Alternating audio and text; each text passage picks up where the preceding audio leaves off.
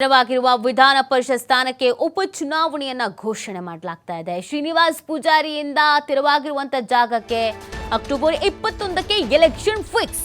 October 3 ನಾಮಪತ್ರ ಸಲ್ಲಿಕೆಗೆ ಕೊನೆಯ ದಿನ, 4ರಂದು ನಾಮಪತ್ರ ಪರಿಶೀಲನೆ, 7ರಂದು ನಾಮಪತ್ರ ಹಿಂಪಡೆಯೋಕೆ ಕೊನೆಯ ದಿನ, ಅಕ್ಟೋಬರ್ 21ರಂದು ಚುನಾವಣೆ.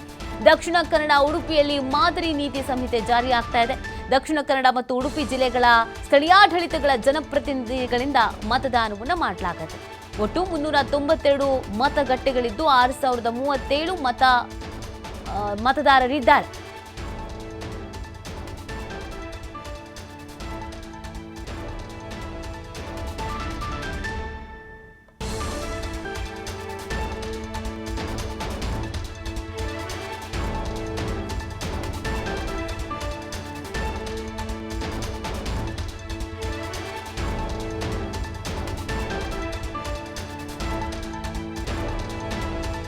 ದಕ್ಷಿಣ ಕನ್ನಡ ಲೋಕಲ್ ಅಥಾರಿಟೀಸ್ ಕಾನ್ಸ್ಟಿಟ್ಯೂನ್ಸಿನ ಬೈ ಎಲೆಕ್ಷನ್ ಇದನ್ನು ಸ್ಕೆಡ್ಯೂಲನ್ನು ಇವತ್ತು ಘೋಷಣೆ ಮಾಡಿರ್ತಾರೆ. ಸೊ ನಿಮಗೆಲ್ಲರಿಗೂ ಗೊತ್ತಿರುವ ಹಾಗೆ ಶ್ರೀ ಕೋಟಾ ಶ್ರೀನಿವಾಸ್ ಪೂಜಾರಿ ಅವರು ಸಂಸದರಾಗಿ ಆಯ್ಕೆಯಾಗಿರುವುದರಿಂದ ಖಾಲಿಯಾಗಿರುವಂಥ ಒಂದು ದಕ್ಷಿಣ Kannada local authorities constituency, Dakshina Kannada ಮತ್ತು ಉಡುಪಿ ಜಿಲ್ಲೆ ಸೇರಿದಂತೆ ಇರುವಂಥ ಲೋಕಲ್ ಅಥಾರಿಟೀಸ್ ಕಾನ್ಸ್ಟಿಟ್ಯೂನ್ಸಿ ಸೀಟು ಖಾಲಿಯಾಗಿದೆ. ಅದಕ್ಕೆ ಬೈ ಎಲೆಕ್ಷನನ್ನು ಘೋಷಣೆ ಮಾಡಿರ್ತದೆ ಎಲೆಕ್ಷನ್ ಕಮಿಷನ್ ಆಫ್ ಇಂಡಿಯಾ. ಇದರಲ್ಲಿ ಇರುವ ಸ್ಕೆಡ್ಯೂಲನ್ನು ನಾವು ನಿಮಗೆ ತಿಳಿಸ್ತೇವೆ. ಅಧಿಸೂಚನೆ ಹೊರಡಿಸುವಂಥ ದಿನಾಂಕ 26/9/2024.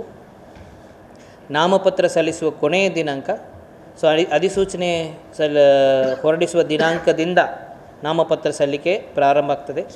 ನಾಮಪತ್ರ ಸಲ್ಲಿಸುವ ಕೊನೆಯ ದಿನಾಂಕ 3/10/2024. ನಾಮಪತ್ರ ಪರಿಶೀಲನೆ ಸ್ಕ್ರೂಟಿನಿ 4/10/2024. ನಾಮಪತ್ರ ಹಿಂತಗೊಳಿಕೆ ಕೊನೆಯ ದಿನಾಂಕ 7/10/2024. ಮತದಾನದ ದಿನಾಂಕ 21/10/2024. ಸೊ 21/10/2024 ಅಂದು ಈ ಮತದಾನ ನಡೆಯಲಿದೆ. ಬೆಳಗ್ಗೆ 8 ಗಂಟೆಯಿಂದ ಸಂಜೆ 4 ಗಂಟೆಯ ತನಕ ಮತವನ್ನು ಚಲಾಯಿಸಲು ಅವಕಾಶ ಇರ್ತದೆ. ಮತಗಳ ಎಣಿಕೆಯ ದಿನಾಂಕ 24/10/2024.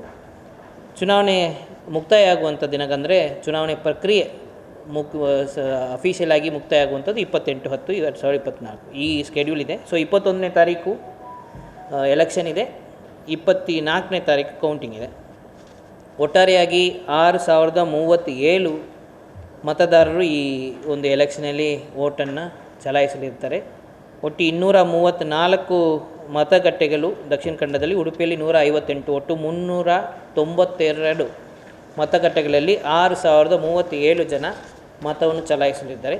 19/9/2024 ಸಂಜೆಯಿಂದ ಮಾದರಿ ನೀತಿ ಸಂಹಿತೆ ಜಾರಿಗೆ ಬರ್ತದೆ.